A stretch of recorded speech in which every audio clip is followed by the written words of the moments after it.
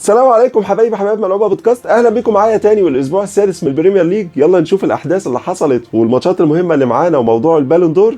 يلا بينا عشان يقابلوا النحل اللي عندهم 4 نقط، وفي نفس الوقت يونايتد عنده 7 نقط، يعني الفوز يخليهم زي بعض اللي برنتفورد، ويبتدي يحصل الهارموني اللي مهم جدا جدا بالنسبه لروبن اموريم. يعني انا كنت قايل في الفيديو اللي فات خلي بالك من اخطاء كاسيميرو في نص الملعب. عامه هنشوف نصير مزراوي برضو يكون مضمون، هنشوف عامه الماتش ده هيمشي ازاي، وانا اديله مان اوف ذا ماتش في ماتش مانشستر يونايتد. وعلى فكره تشيلسي كان ممكن يرجع، البرازيلي المتنوع الادوار اللي بيعرف ان هو ينزل ويتحرك، فرود متحرك ستايل كريم بنزيما بتاع زمان، عقليته وطريقته في قرايه اللعب ممكن يكون فرقه فعلا تضايق من الفرق اللي بتسيب له الكوره ويلا العب وهات اجوان. ارتيتا عمل ايه غير انه صرف، ارني سلوت عمل ايه غير انه صرف، وفي الاخر الماجبري تونسي ابننا الجميل يعني داخل وسط 4 ولا همه، لازم يبقى مزنوق عشان يكسب. ريدز ليفربول النصور على ارضهم ومستنيين ليفربول، ودايما بيعملوا قدامهم اداء ممتاز. ماكاليستر هو اللي عليه علامه الاستفهام بعد فوز ليفربول، يعني حاجه غريبه جدا. ودي برضو من الحاجات اللي ليها علاقه بالمنتاليتي، وهو لازم عشان يكمل